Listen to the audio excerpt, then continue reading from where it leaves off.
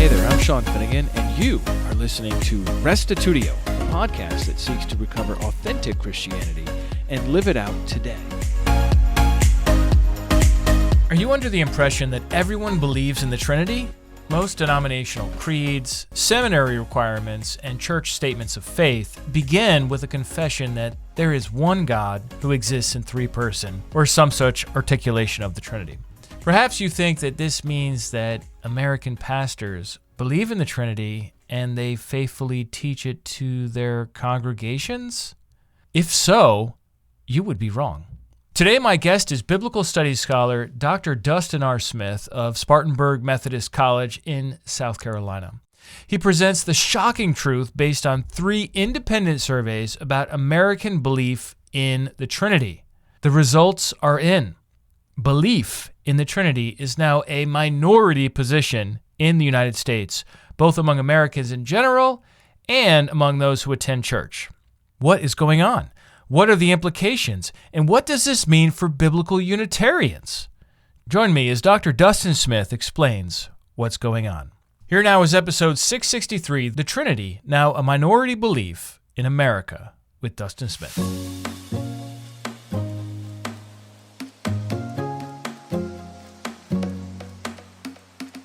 Welcome to Restitutio, Dustin Smith. Thanks for having me, Sean. I appreciate it. To begin with, could you introduce yourself, just say a little bit more about who you are and what you do?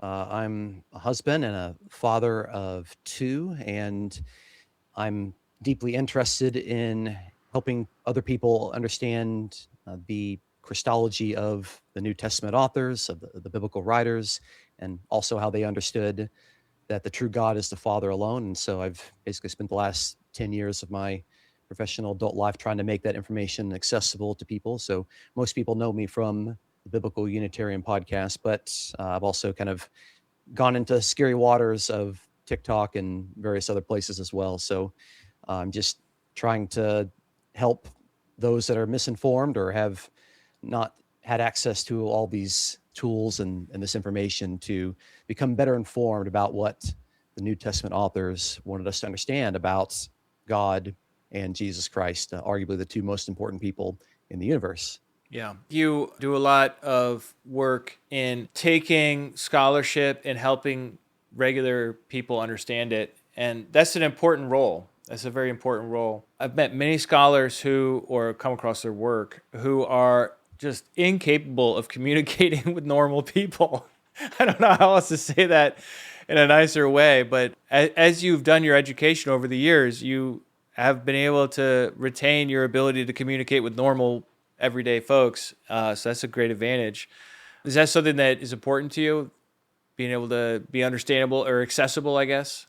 It's really important because I'm also a person of faith, believing Christian, and I believe that we're called to obey Jesus and to observe his commandments and to follow after his models. So, Jesus had disciples and he taught them, and I think he told us that we need to be making disciples and teaching them to observe all the things that Jesus taught. And so, of course, also being on a college campus and around 18, 19, 20-year-olds helps me to keep me a little bit level-headed and at least trying to keep up with their culture, which is just constantly evolving and moving, and I do the best that I can. Yeah. So a while back, it's actually last month, you had a podcast episode called 437, Most Biblical Scholars Reject Jesus as God. And I was just listening to that. I was like, man, I got to have Dustin on to talk about this. You talk about this conference that you attended in Italy. You took a trip to Italy. What was this conference about, and how was your time there? Yeah, I was invited to present a paper at the Enoch Seminar, and this is the 25th time that they've gotten together.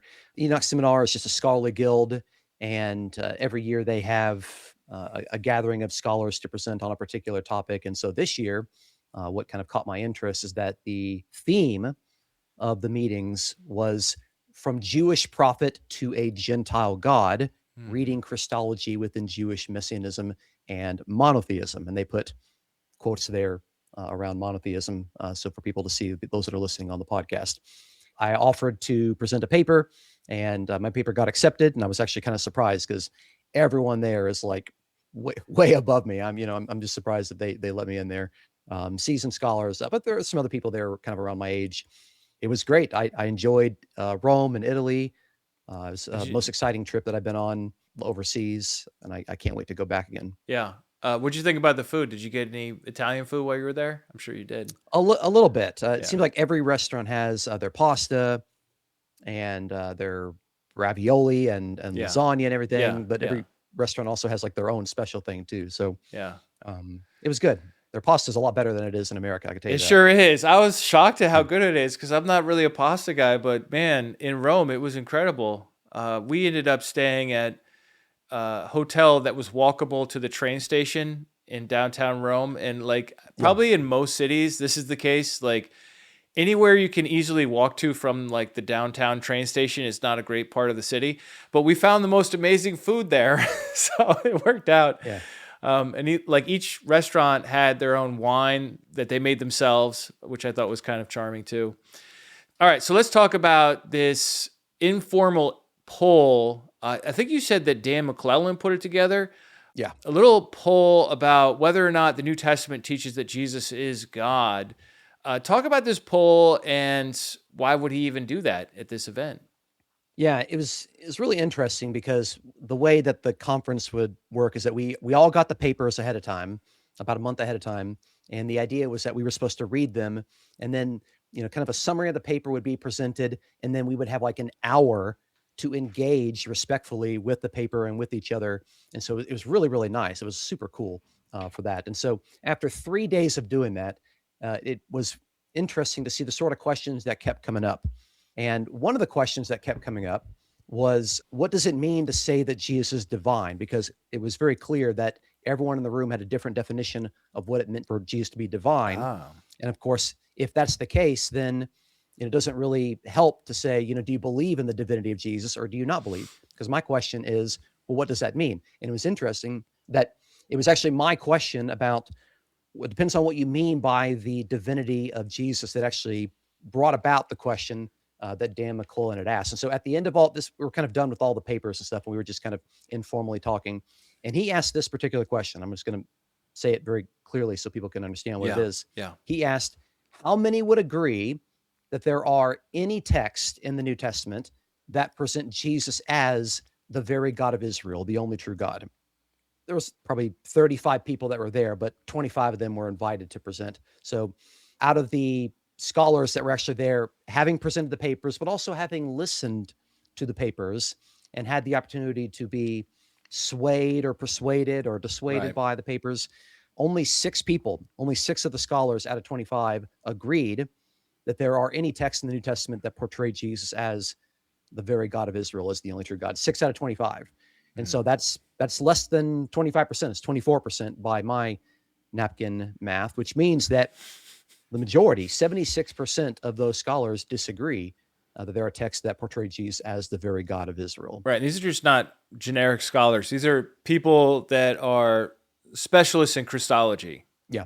Yeah. So these are people who are trained and are thinking and reading and writing in this field of Christology. And the majority of them are saying, yeah, the New Testament doesn't say that. It's kind of weird that we even have to ask that question, right? like for Moby Dick, we wouldn't be like, well, was Ahab, like you could make a judgment, like was Ahab a good captain or a bad captain? Sure, you could say that, but like, was Ahab the captain of the boat? Like that's not, that's not complicated, but I suppose it is something that we do need to ask, especially today. What would you say struck you as far as the significance of that? Like, did you find out the results right away or later on? And what was the, No, what was it your was reaction? Like, we were in a room and it was like, raise your hand if you agree with this. Okay. That's how it was like. So it's just like a very open poll. Oh yeah. Oh yeah. Something else you mentioned in your previous podcast is that no one was allowed to record. Right. So there was a sense of safety for people to be a little more honest, right? Yeah. Yeah.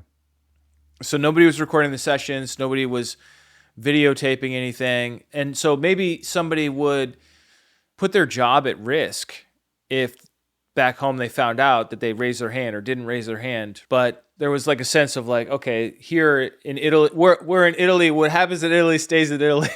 Yeah. Dan made a video later where he was talking about the very same question, coincidentally, along the same time that I was doing this as well, because it was very interesting for him. It was something that he was trying to gather this data, try to understand, what do most biblical scholars think on a variety of topics. And so he was asking these questions throughout the week. It was kind of interesting, but yeah, there was definitely a sense in which, we wanted everyone to be honest. We wanted everyone to be open and to be transparent about things. And even when we disagreed, it was all very respectful. People were listening to each other. It was nice. All right. So this is one piece of data. Sure. Talk about this other poll, George Barna poll from April 2025. I came across it online. It says most Americans, including most Christian churchgoers, reject the Trinity. Tell us about this poll and the results. Yeah. So George Barna is very famous. He's been doing these polls for a long time, and he's been praised for the rigorous aspects of his polls and how objective he is. And so this just last year, 2025, okay? And so he surveyed over 2,000 people. They were Americans. And out of his survey, only 11% of American adults believed in the doctrine of the Trinity. And he was able to break it down into a bunch of other different subcategories. Like for those that were self-professed Christians, that were Christian American adults, it was only 16%, and that's 1 out of 6. And then he has other categories as well. If they were identified as a born-again Christian, it would be 24%, so like 1 out of 4. If they attended a Protestant church, it was 20%, so that's 1 out of 5. If they attended a Catholic church, surprisingly, it was actually only 9%. That was kind of the lowest group right there. But out of all those, it's very clear that the title of his results is correct. Most Christians, including Christian churchgoers, reject the Trinity in the year 2025. This is just absolutely front page news, in my opinion. Absolutely front page news. Yeah. Believers in the Trinity are in the minority in America.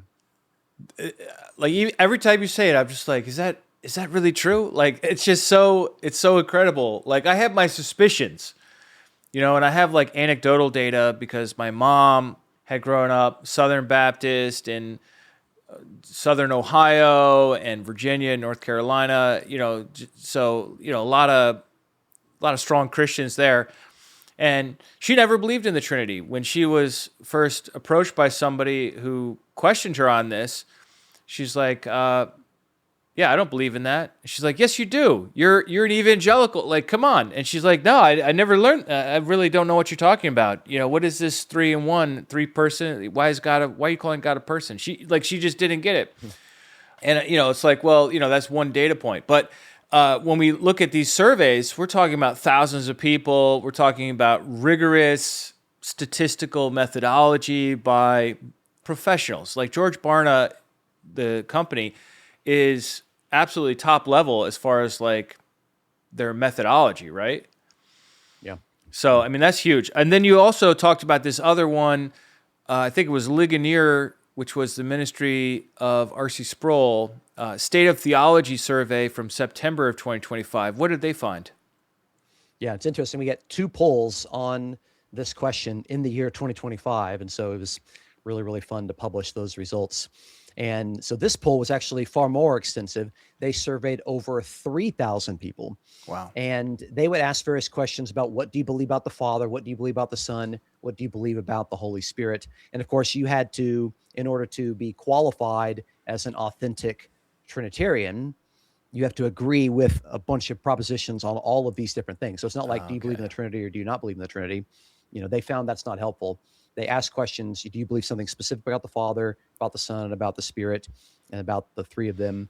So you had to have multiple yeses in order for that to qualify as like a possible Trinitarian. Yeah. Yeah. That's really smart. Yeah. So they would ask questions like, do you believe that God is 3 persons? And they would, do you strongly agree, neutral, somewhat disagree, or strongly disagree? Do you believe that Jesus is God? Do you believe that the Spirit is a personal being? And of course, you had to answer yes to all these questions. Those are just a few of them. But out of those that answered yes to all the questions that are required to be a Trinitarian, turned out that it was only like 1 in 4 people. It was like roughly 25%. And I think I'm actually rounding up there. based on my math. Okay. Yeah, 25% of the 3,000 surveyed knew enough of the correct answers to claim to believe in what it takes to be an authentic Trinitarian. Wow. That's just incredible. Now, contrast that with the Unitarian Christian Alliance data for membership. Yeah, and I need to go look and see what it looks like now in July. I took, in that episode that you were talking about, I took what was given at a presentation. I think it was one of the New Zealand presentations. Okay. But it just showed that there was just a steady increase over every single month of people that are identifying as Unitarians. They understand that the true God is the Father alone, and that Jesus is the human Messiah, the Son of God, the Christ.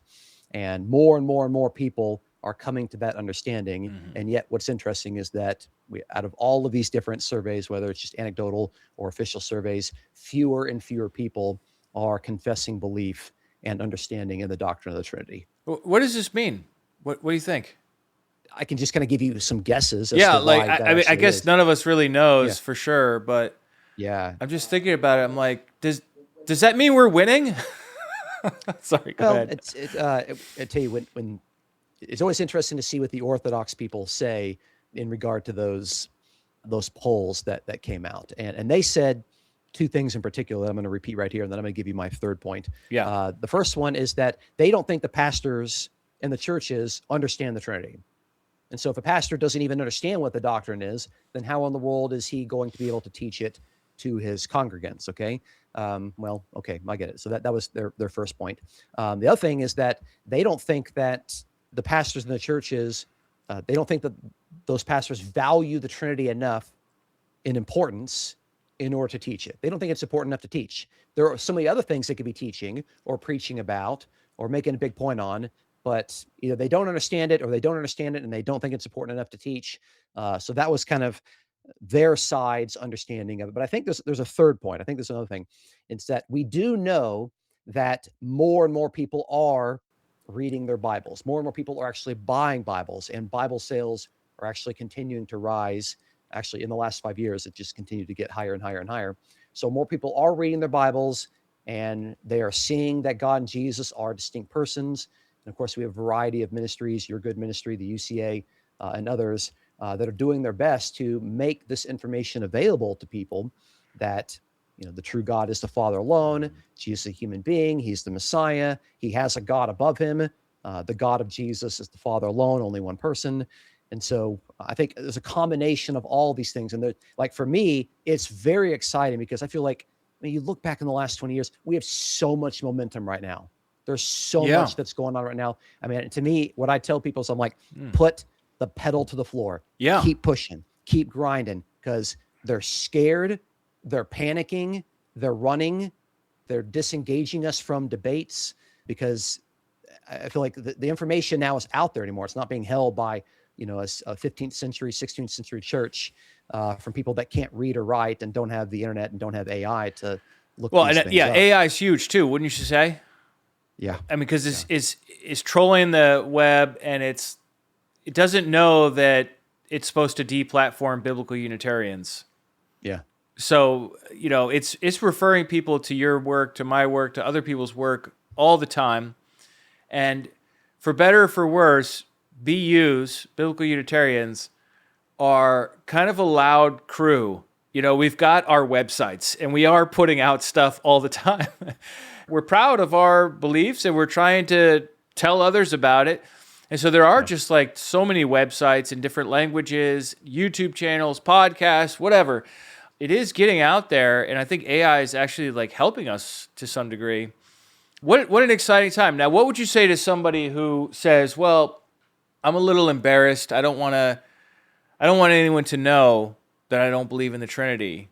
What about that kind of person? There is a kind of a sense, this Stockholm syndrome, or this persecuted complex, where you feel like, well, you think that you're in the minority because you're told that this is what everyone believes. But the point is, that's not true. It's not true. Belief in the Trinity is the minority position by far in the United States. Honestly, I just want you to say that again. Belief in the Trinity is the minority position in the United States. Oh, it sounds, every time you say it, I just get, It's like in The Lion King, we said Mufasa. Ooh, say it again. I love that.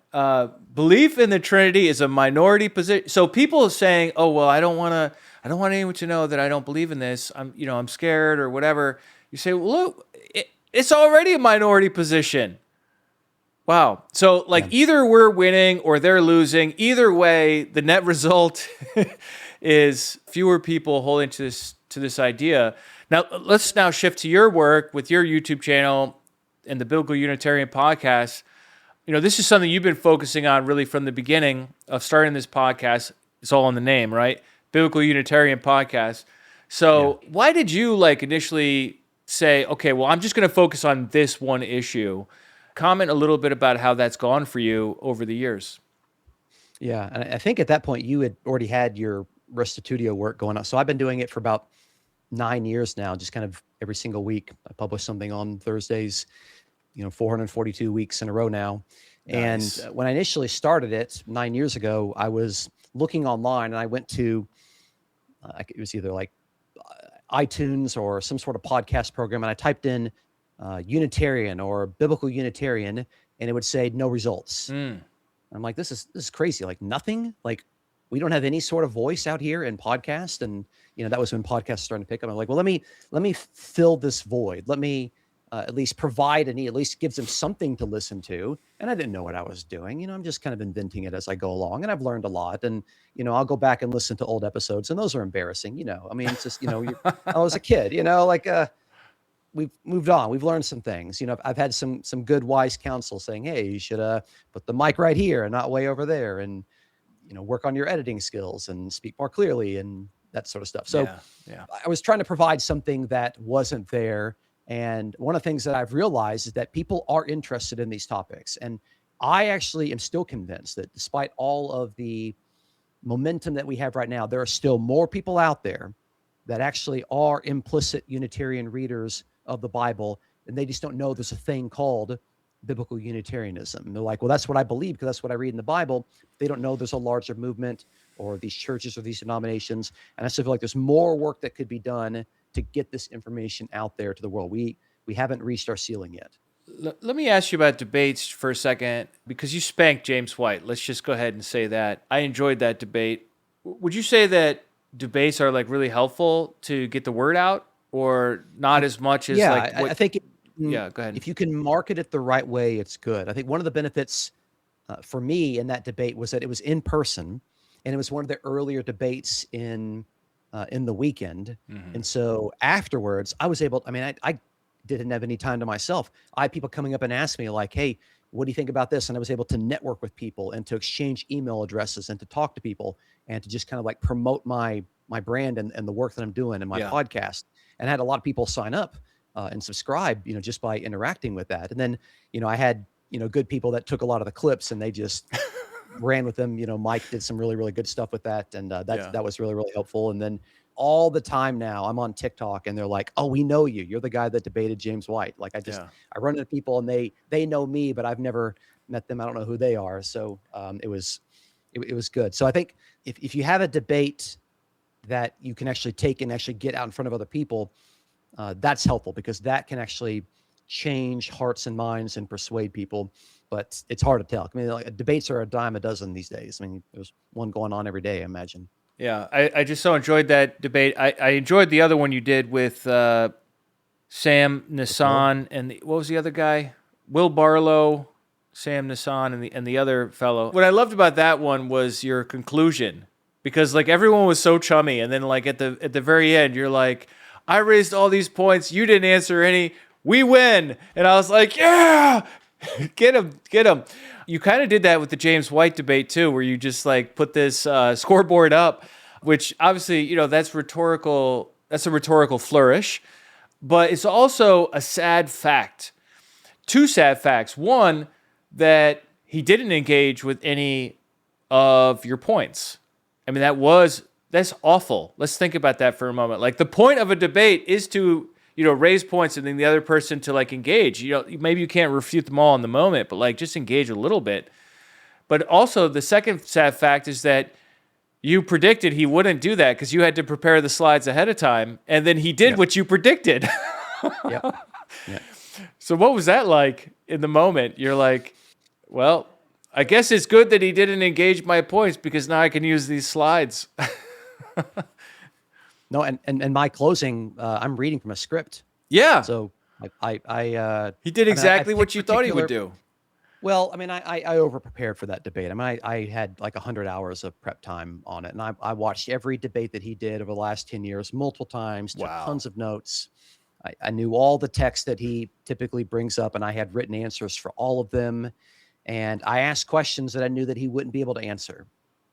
Like, you have to think about it kind of like, okay, based on a particular person, how would they potentially respond to this? And all of it's just guesswork and stuff like that. But yeah, I picked things and he wouldn't engage with it. And you have to remind people, that in a debate, it's not just about cross-examination. I know that's what gets clipped and that's what people like to listen to and stuff like that. But the burden of proof was on him. He took the affirmative.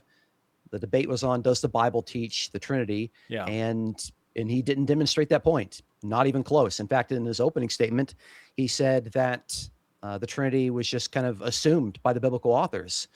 So it doesn't teach it. It's just kind of assumed that's there. Well, I think that's begging the question a little bit. Absolutely. A lot. Yeah, and that's exactly what he accuses biblical Unitarians of doing, is presupposing Unitarianism, right? But that's what he's doing. He's accusing us of what he's doing, which is, I think a standard but sad technique. The young kids call that gaslighting. Gaslighting, there it is. Yeah. So let's talk about your channel on YouTube. It's grown immensely over the last couple of years. You've now got nearly 55,000 subscribers. What's going on here? Like, where do you think this growth is coming from? What are you doing? Yeah. I mean, the best thing that I've found is just to get my name out there, because like 10 years ago, I was a nobody. I mean, nobody knew who I was. I mean, I had like one published book, but everyone can publish a book these days, and I'm a recent graduate. Yeah, but anyone can do that. But I just had to get myself out there, and you keep making content over and over. But I noticed that for some people, it's like when they want to have Bible discussions with people, they want to debate on things they disagree with. But I've found it's actually a better approach. If I'm meeting somebody, let's find something we have in common. Let's connect on that. And then, once we've built a relationship, then we can go back and we can talk about things that we see things a little bit differently. So I try to approach and try to meet lots of different people, and I'll try to connect on things that we see eye to eye on. And I just find that I make a lot more friends that way than just kind of going for the jugular on things that we disagree with. So networking is a huge deal. I've spent a lot of time in the last 6 months on TikTok, which for some people they just didn't want to do, and I was hesitant about it quite a bit. But that's a whole another age group of people who they're very much interested in the Bible. There's a big Bible debating community there on TikTok. ages between 15 and 40, and so I've been able to connect with a lot of people there that otherwise wouldn't have watched. Because they don't get on Facebook. Facebook's for old people. That's what I think. Yep. So just kind of connecting again with the next generation. Another thing that I do is that I record my classes. I mean, you have lots of classes on your channel, and I take those classes and I upload them to my channel, but I put them as like private. So like, a subscriber won't be able to see those classes, but there are classes that are there and only the people that have access to it are there. So while they're actually looking at the classes, they're also looking at, the other videos, the things that come up at the end. I teach Greek and New Testament basically every semester. So I constantly have a whole bunch of new students that are coming in there. So it's just finding all sorts of different ways to point people towards the channel, and then, just kind of let them use their God-given free will to decide, do they want to keep watching more, or do they want to subscribe, or do they want to inquire, or whatever it may be. But it's not been an overnight thing. I didn't even get any substantial growth until really the last 3 years. And that's when I started with YouTube Shorts. So Yeah. I don't know. Very good. Well, I think it's good news. It's good news to see so many people interested in the topic. It's really gone from something that I think a lot of people were ashamed of and embarrassed of to like really embracing the U word, for example. Like a lot of people don't want to use the word Unitarian because of the Unitarian Universalists. They're just a bunch of liberals, some of them not even Christian at all. Over time, we added that B to the beginning of it, biblical Unitarian, and you were really like the early adopter to just like own that phrase, biblical Unitarian. Not that you invented it, but like you really just were like, you know what, I'm just going to go with this. it's really shown out in the results that that's actually a good strategy, not to be like shy about it, but to be upfront about it. And then, your initial impulse was to be findable. So as people type Yeah. in the U word into search engines and now into chatbots for AI, everyone's going to come across your work because like you were just like there early and you have been consistent and you are on all these different platforms now. So that's really cool. Well, we couldn't predict that. I mean, we had no idea what AI was going to look like Yeah. 10 years ago, but I think it's important to lead with your truths and to be proud of what you believe, and don't portray yourself as like, I'm anti-Trinitarian. Like that's, you don't want to be against something. You want to be for something. You want to be Yes. pro something. You want to be, again, leading with the things that are super important. And, what's more important than the God of the universe? I can't think of too many things, more important than that. So it's a great topic. And, immediately I am able to make friends with Jews and Muslims, and we can connect with that. And we can have those conversations. And, again, it's just about leading and networking and relationships, and doing the best you can with that. So you have 442 episodes out so far. Are you worried you're going to run out of content? Oh man, I have a Google Doc of like all these potential podcast like ideas and episodes and stuff like that, and I don't know. I think I'm good for like probably the rest of the year. I think, but I come up with new things all the time. You engage with people and you talk with people, and you think, okay, well, I think that this argument should be really convincing, but I find out that maybe it's not. So maybe I need to kind of shore up some of that argument, or I need to address things. Or if you're on social media, you'll see videos that come up, and you're like, okay, well, I need to answer this, or maybe we need to have an answer for this, or maybe you probably get this as well, where well, what do you think about John 17:5? What do you think about Isaiah 9:6? Yeah. And then you're like, okay, well, at least for you, I mean, you did a whole presentation on Isaiah 9:6. You could be like, okay, well, I'll just point you to that. So sometimes I just get the question so often, what do you think about John 1:1? You just want to have a video. You want to have something there. So like, Yeah. okay, if you ask the question, hey, I put something comprehensive together, go and listen to this, and then come back and let's ask some questions. So providing resources for people, and also things that people can share and give to other people if they're trying to evangelize and to participate in biblical Unitarian evangelism. I think giving them resources, I think, is really helpful. Yeah, for sure. What are you encouraged by in the biblical Unitarian world? What do you see out there happening that you're like, this is good? I mean, obviously we talked about the stats, and Yeah. Trinitarianism is on the decline, whereas at least in some corners, Unitarian Christianity seems to be growing, or at least becoming more connected and visible. What else are you encouraged by? It's interesting. I kind of look back on my theological upbringing, and we would be reading reference books or reading commentaries, and you're like, oh, they're going to interpret it, kind of like a high Christological view. And it's like you knew which books were good and you knew which books were bad. But one of the things that I've kind of seen really over the last 20 years is that it's very rare when actually you'll find like a biblical commentary that's saying the early Christians were Trinitarians. Like that's pretty rare these days. Like most people know better to come out and say something as ludicrous as that, with all due respect. And so one of the things that I'm finding is that more and more scholars are being open about, hey, the early Christians, they were subordinationist. Okay. They didn't think that Jesus was equal with God, that, Nicaea and Chalcedon were developments from what the early Christians believed. That's pretty common nowadays. And so I feel like some scholars, of course, are going to be denominationally handcuffed, and they can't say that kind of stuff at that point. And those we're always going to have those works. That's never going to change. But for others, I think you can find that there's a scholarly awareness and an openness now to be honest about these things. Be honest about the fact that the early Christians understood that the true God was the Father alone. They didn't understand the Spirit as a separate person alongside the Father. That Jesus was a human person that was given divine unending life at his resurrection. The access that we actually have now to the writings of the 2nd, 3rd, 4th century Christians that are now available. Before, you'd have to go get these big, massive books, but now you can just get it online for free. So it's that information is now being accessible to people. So yeah, and you can actually just ask the AI, just be like, hey, what did Origin say about this? Provide source quotations. Oh, yeah. I mean, Things Yeah. are just Yeah. totally accessible in a way that they never were before. Yeah. That's an encouragement. Anything else on among like biblical Unitarians ourselves, like that you've seen that's been encouraging? You're constantly meeting more people. Like I said, Yeah, you are traveling more, right? yeah, and I think I had the opportunity to do that, and I like those privileges to be able to travel and to meet people, and that's part of the networking that just has to be done. But again, I'm still convinced that there are more people out there that if we just showed them this framework, they would say, "Yeah, that makes sense. Sign me up." Okay, so I think again we've got all this momentum, and the gatekeepers, they can't shut off the internet.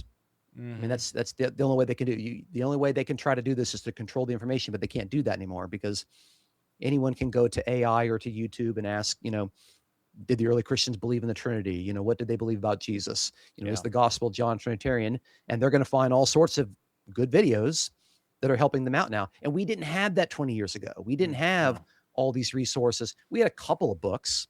Okay. But I mean, I think in one of your last presentations, I think it was last year, you had pointed out like all the different publications that have come out just recently, and we're not even done. We've got all sorts of things that are No, we're still just warming in the up. pipelines. Oh yeah, we're like I said, we've got so much momentum right now. It is an exciting time to be a biblical Unitarian. There's no reason why people need to be ashamed. They've got the momentum behind them, and they need to be courageous. And I think whatever we can do to encourage people to be brave and to share their faith, I think that's an authentic marker of a Christian, as someone that is steadfast in their ability to preach the message and to preach the truth, even in the midst of opposition. If you were to change one thing, if you could snap your fingers and change one thing among the biblical Unitarian world, what would it be? Oh, that's easy. I would say that they all need to join a biblical Unitarian church. If you're a biblical Unitarian and you don't have a Unitarian church, you really need to seriously consider relocating if your job allows you to do that and your family allows you to do that, or start your own. Okay. But we shouldn't be isolated. We need to gather together because we need your input. We need your gifts in the church. And of course, we need to come together. And if we're more organized, we're going to be more effective. So that's the one thing I would change, is that for the isolated Unitarians to be a part of their own believing community of faith. Yeah. And you're leading by example. You're part of a church, and being part of any church is going to have some benefits, but it's also going to have some annoyances and some difficulties. Let's face it, it's easy to just be on your own and just have everything on your terms, but there are a lot of growth opportunities that happen when you have to deal with people. So Yeah. you're leading by example there. Let's talk about what projects you're currently working on. What can you tell us about what's in the pipeline? Of course, you have this event where you're going to be in the London area presenting. Can you tell us about That's that, at and then anything else? that's the third annual UK UCA conference, and I'll be talking about the Christology of the Book of Revelation and how Jesus, or in particular the Lamb, functions as the agent of the one seated upon the throne. Yeah. So that'll come out there. As far as like writing projects, my problem now is that I just keep saying yes to everything, which is a good problem to have. So I think we're probably at a point where we can start talking about this. So there is a new press called Soterian Press, and I've been invited to write a commentary on 1st, 2nd, and 3rd John. It's a 2-year project, and so you won't see it for like another 18 months or something like that. But I am slowly working on that for a few hours every single day. Yeah, I heard you already have a couple hundred pages done. I've got a lot. I've got. You're so prodigious in your output. It's incredible how you do it. I believe in the work. I believe in Yeah. and setting aside video games gives you a lot more time to do that. So Oh, there you go. Yeah. there's a former presenter from the UCA, Robert Kokeniesi, Yep. and I'm working together with him on a Hungarian volume. guy, right? Yeah, we're working, actually. We're trying to take the Hungarian Unitarian work of a guy named Georgi Inyeti, and to make his work available to English readers. So we're working on that. Of course, we have the edited volume by Stephen Nimesh and Keegan Chandler. I've got 2 essays. They tricked me into writing 2 essays in that, and I think you got an essay in there too. I think I do. Yeah. Yeah, so that's coming out. All the papers that we presented at the Enoch seminar will eventually get published. We're going to take the feedback that we got from the conference and kind of adjust our papers, and so that will be a big deal. And then actually just this last week, I got invited to write forwards for 2 different Unitarian works. Nice. So, Very cool. and then I have an online Greek class that's beginning in September for those that are. Yeah, go ahead and plug that so people know about it. Yeah. So for people that just want to learn, I would say the first semester of a class of Greek, I do an online class just one night a week for an hour and a half. And it's just, if you email me, kggospel@gmail.com, I can give you all the information for that. It's also up there on my channel. You could see that. So we just do one night a week on Monday nights, and we just go through a chapter. And I've been teaching this class. This will be like the 12th time I've done it. So I've gotten very, very good at it. I got a good pace for what people can learn when it comes to Greek. But I want to equip people that are interested in trying to learn and understand the New Testament with these tools so that they can dig deeper into the text, and they can start to engage some scholarly works and deepen their faith by being able to read and understand and apply the text to their lives. So if you're a new person, it's completely accessible. I've had people as young as 14 years old take this Greek class, reach out to me, and I look forward to working with you. Yeah. And Greek is just such a great tool for understanding and reading the New Testament, right? Because the New Testament was written in Greek, and you hear preachers do this where they're like, oh, well, that's really the Greek word such and such. And then, most people are like, over their heads, what? Yeah. Well, why not become an insider? Why not become somebody who has the knowledge to read the New Testament in its original language? Everybody puts all his trust in translations, and translators are amazing people. And, most translations are fine works. But there's always some corner here or there where their bias just like comes through, whether they realize it or not. And so why not get the raw, unfiltered New Testament? So I definitely encourage folks to take Dustin's class. And how much does that cost to take it? Yeah, it's $200 for 3 months of lectures, and you got a copy of the BDAG lexicon, an ebook copy of it. So normally that's like $100 in and of itself, and you have lifetime access to all of the videos. Awesome. So you can go back and watch them over for the rest of your life. Awesome. People are paying more than that for their sports packages and for all kinds of other things that are not going to have the benefits that learning how to read the New Testament in its original language would provide. So I think that's a very reasonable price. Where can people follow your work and learn more about you? Would you say pretty much the Biblical Unitarian Podcast YouTube channel, or are there other places people should look? Yeah, primarily on the YouTube side. That's where I kind of spend most of my time. It's youtube.com/Biblical Unitarian Podcast. And now on all the videos, if you click on the description, it'll have links to everything else, whether it's Twitter, X, TikTok or Instagram or whatever. I kind of dabble in those things, but I put most of my time on the YouTube stuff. And I answer emails if people want to email me. I do the best that I can. I am fairly busy, but if you engage with my work and you have a charitable question, then I'll take the time to answer that question. And you also have books on Amazon, like A Systematic Theology of the Early Church. So that's a book that you've got out. And if somebody goes on Amazon, they can type in Dustin Smith. They put the R as well, just to distinguish you from other Dustin Smiths. Dustin R. Smith, just to clarify which Dustin Smith. I have the same problem, but not as bad as the Smith people. The Smith people really have a lot of... You are a mighty tribe, let's just say. It's there are other Dustin R. Smiths that have papers on academia.com. So it's a mess. Believe it or not, I have that same problem because for whatever reason, like out of all the Finnegans, Sean Finnegan is like a very common combo. And then I'm like, all right, now Sean P. Finnegan. And we all have P as the middle name too. So I feel your pain. But Systematic Theology of the Early Church. You've got Wisdom Christology in the Gospel of John. What else do you have on Amazon that people could get? Yeah, I did like 10 years ago, we did a 3 views book called The Son of God, 3 views of the identity of Jesus. And you got a Revelation book too, right? Paradoxical Conquering. Yeah, that's just a copy of my dissertation. I probably changed my mind on some of that stuff since then. Okay. And follow Dustin on YouTube. And how do they find you on TikTok if they're a TikToker? It's called Biblical Unitarian Podcast. Oh, Just okay. TikTok, So Biblical that's Unitarian Podcast. easy. Again, you lead with the title. There that's it how is. they know. I don't use my name. I just use my title. So there you go. Well, my picture's there. You'll see it. Yep. All right. Anything else we should cover? Anything else just you want to talk about? grateful that you had me on. Nice to catch up with you as always. Appreciate the good work that you're doing. Yep. If people aren't already following Sean, you need to hit that subscribe button right now. Please do. And grab your spouse's phone and go onto their YouTube and click subscribe on their phone as well. So that's the secret, huh? The twofer. That's 2 for 1. Well, thanks so much for your time today. Yeah, appreciate it.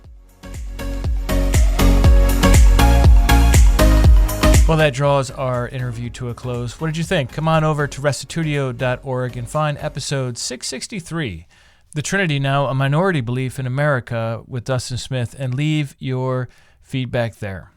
On last week's episode 662, The Nicene Creed is a Forgery with Sam Tiedemann, we have received a ton of comments on the YouTube channel, including Kenner33, who said, "You have hinted toward this for a while, Sam. Looking forward to this one." And Roger Dewberry saying, "Fascinating." And Andre Aurelius saying, "What kind of bull shit is this? The Nicene Creed is as real as the Constitution." My goodness. Don't you just love the comments that come in from people who don't actually listen to the episode? Sam did not make a case that there is no Nicene Creed. His case is that the Nicene Creed was forged. And what he means by forged is that, first of all, it did not exist at Nicaea, and the standard consensus that it was actually formulated or adopted or ratified at Constantinople in 381 is also false. It was actually not brought in as an official declaration of the church until 451, and it was brought in under a forged circumstance. In other words, it was said to be something it was not. So we're not saying that it doesn't exist. We're not saying that churches don't recite it all over the world. We're just saying that it's not from Nicaea, and it's not from Constantinople. And saying it was at Constantinople is lying. So that's where the forgery aspect comes in. Someone using the name What Your Pastor Didn't Tell You wrote, "Good video and a lot of important points. At around 1430, Sam says that the formal language Trinitarians use now is in direct contradiction to the canons of the Council of Nicaea. But I don't think that's technically correct. What I think he is referring to is that the Greek words that Nicaea used is the same Greek words that modern Trinitarian language is based on, but obviously in English. As Sam knows, modern Trinitarians are using English theological terms, person, being, substance, that map onto the Cappadocian use of 381, not the Nicene usage of 325.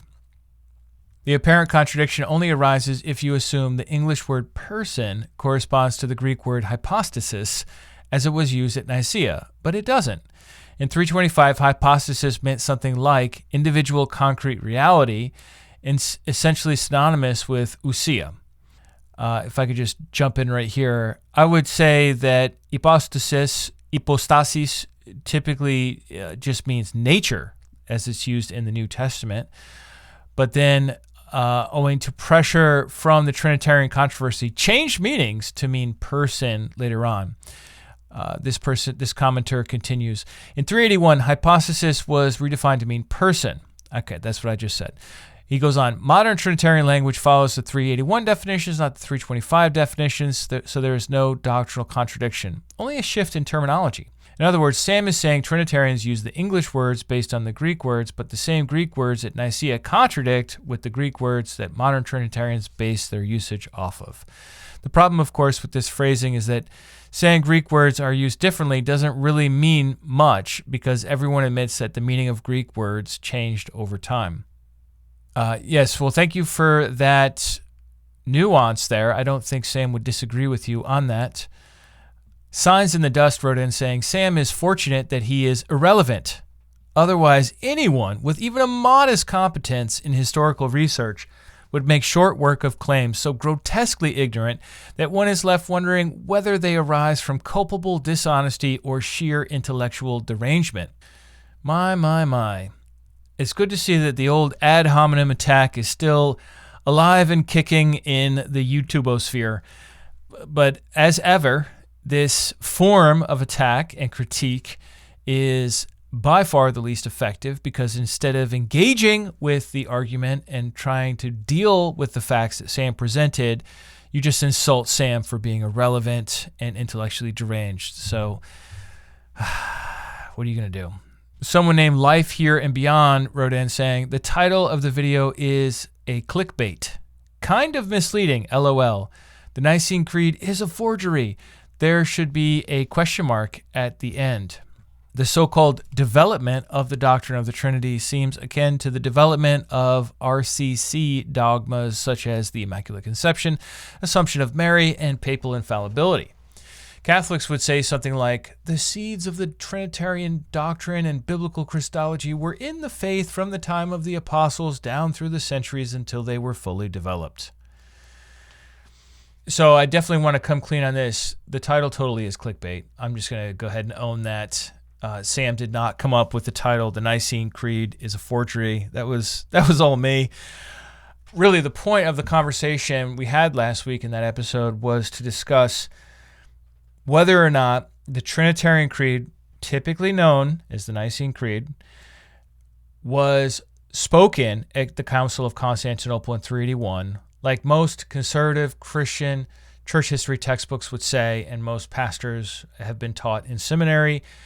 This is an articulation of the doctrine of the Trinity that happened in the year 381. That's really what the episode was about. But since the statement, the confession or creed that we're referring to in this episode is commonly known today as the Nicene Creed, it seemed like pretty easy to put together that actually, yes, the Nicene Creed is a forgery. And again, what we mean by forgery is not to say that it's not real. It's just that it's not from Nicaea and it's not from Constantinople. It's not from those two councils. Okay, it's a later development, and it was forged. It was falsely reported to have been a statement of the church when it wasn't a statement of the church. And this is something that we see from time to time, where the early Christians in the 5th century in particular will look back and say, oh, well, this is the way it has always been, but it has not always been that way. They're just saying that because they're cherry picking from the past different things and saying, this is the ruling of the church, this is the majority, or this is what has always been. And it's not true. And it's also not hard to demonstrate that it's not true. So yes, totally guilty of a clickbait title, but that's the world we live in today. If you don't have a clickbait title, guess what? You're going to get ignored. And I'm happy to say that at least on YouTube, this video has been getting quite a few plays, and also on the audio podcast, a ton of downloads there too. Which brings me to my next point. If you enjoy this podcast with Dustin Smith today, please share it with your friends. Post it on social media. Let people know about it so that others can hear and others can engage with the points that are being brought up.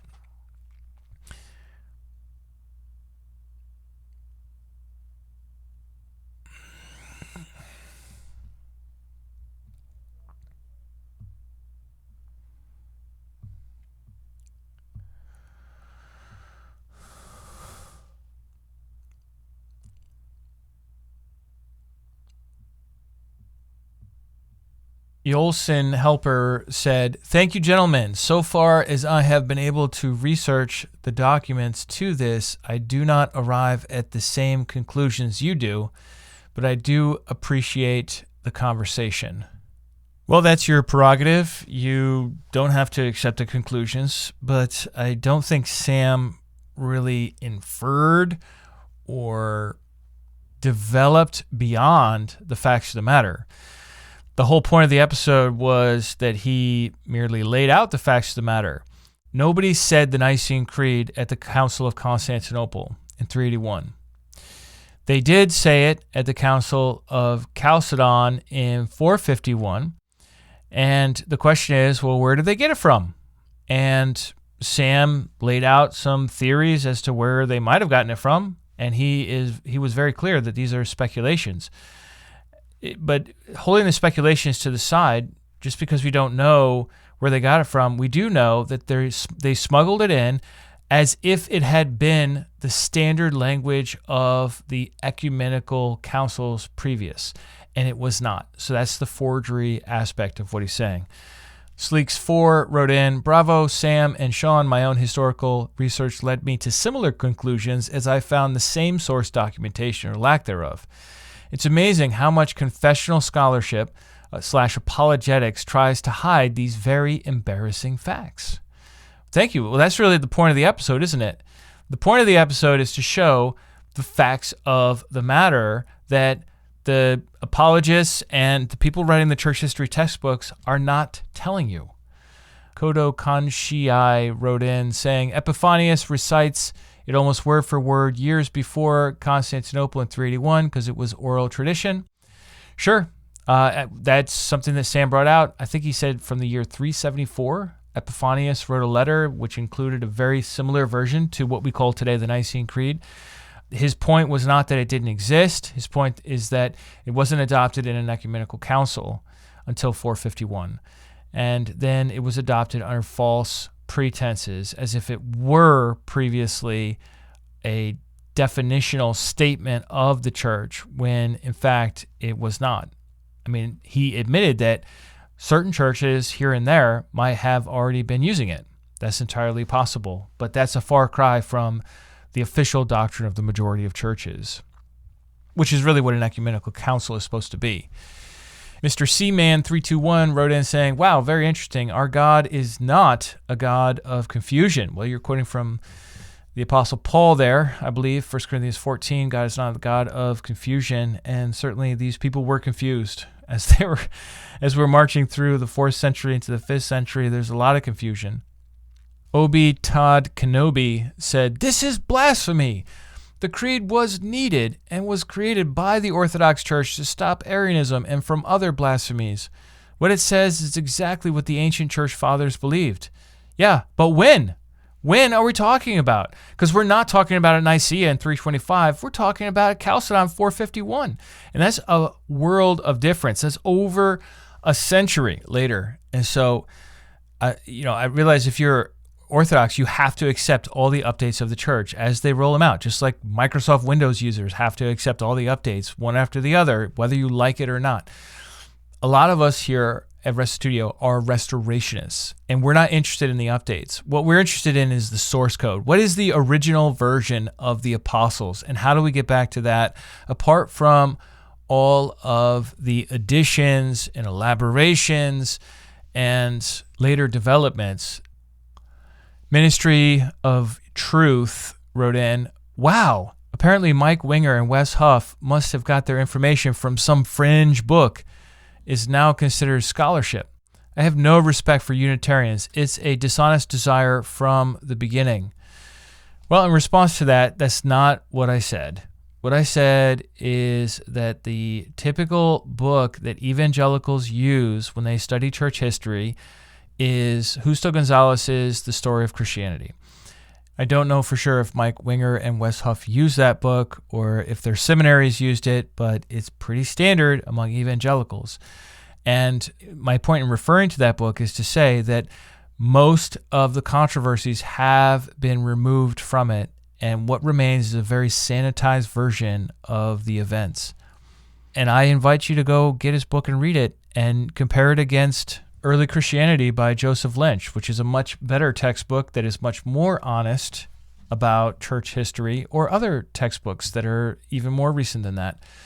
My point is simply that if the textbooks themselves don't teach the controversy, then people don't know that it really was a controversy. Instead, they have a totally false view of what happened historically. And when you say, I have no respect for Unitarians, that really just tells us that you have a problem. I don't have a dishonest desire. You can say, oh, you have a dishonest desire from the beginning. No, it's not a dishonest desire. I want the truth. If looking back into the New Testament itself, I found the Trinity, I would not be denying it. I would not be questioning the history of it. What instead I find is Jesus saying the Father is greater than I. What I find Jesus saying is the Father is the only true God. What I see is scriptures that say Jesus was tempted in all points as we are, yet without sin. What I see Jesus saying is, I do not know the day and the hour. Only the Father knows, not even the angels or the Son. So this is not dishonest anything. This is a honest heart seeking truth wherever it leads. And believe me, I would much rather be a Trinitarian. Not because I love the doctrine or think it's really great or anything, but because it would just be a much easier world to live in when it's such a dominating view among Christians today, and I would have much more opportunity and influence, but also a much easier career and much less persecution. So it's not a dishonest desire at all. And I can speak for Sam as well. I know that he, too, has suffered a great deal, including being kicked out of multiple churches by intolerant, persecuting Trinitarians with whom he was happy to be at peace. And they said, no, get out of here. So that's the situation today. And it's a sad situation, and it's a situation we're hoping to change. Luke wrote in saying, the Unitarian cope is something else, despite their atonement theory making no sense and their human Messiah being unable to save them from anything. Well, there isn't one Unitarian atonement theory, just like there's not a Trinitarian atonement theory. There are lots of atonement theories on both sides of the fence. The main difference being Unitarians don't recognize that God died for our sins. We believe that instead Jesus, the human, died for our sins. And that's a whole interesting topic to discuss and compare and contrast. But on the Trinitarian side, the idea is that no mere man could ever pay for our sins. God himself had to come down and do it. But here's the problem. On Trinitarianism, God himself doesn't die for our sins. God assumes a human nature, and that impersonal human nature is what died. And so God soldiers on through the 3 days in the tomb. He never dies. God the Son never dies. He, maybe you could say, experiences a human death, by which we mean the human nature itself dies and then comes back to life after 3 days. But that's much, much less significant than a whole person dying, as Unitarians see it with our approach to atonement. So I think there's actually much higher value on the atonement from a Unitarian perspective than a Trinitarian one. Username Acts24.5 said, amazing work. Book. I will send you my notes, as I do have some data on some issues regarding the Holy Spirit that you have not shared here. I had asked Sam about if he would be turning this into a book, and I don't know if you noticed this, but he just declined to answer that question. So maybe there'll be a book, maybe not. But that's all the time I have for comments for today. If any of you would like to get on the Restitutio YouTube channel and find the Nicene Creed is a Forgery with Sam Tiedemann and leave your comments there, I'm sure it would be great to have more voices in there that are less antagonistic. So far, this video has well over 1,000 views, and it keeps going. So we obviously tapped into a nerve, and hopefully today's video as well will also do likewise. And more people will come to consider these subjects, which are very important. All right, well, that's going to be it for today. If you'd like to support us, you can share this episode with others, either on Spotify, Apple Podcasts, or YouTube. Or you can just go to the website, restitutio.org, and find today's episode, which is 663.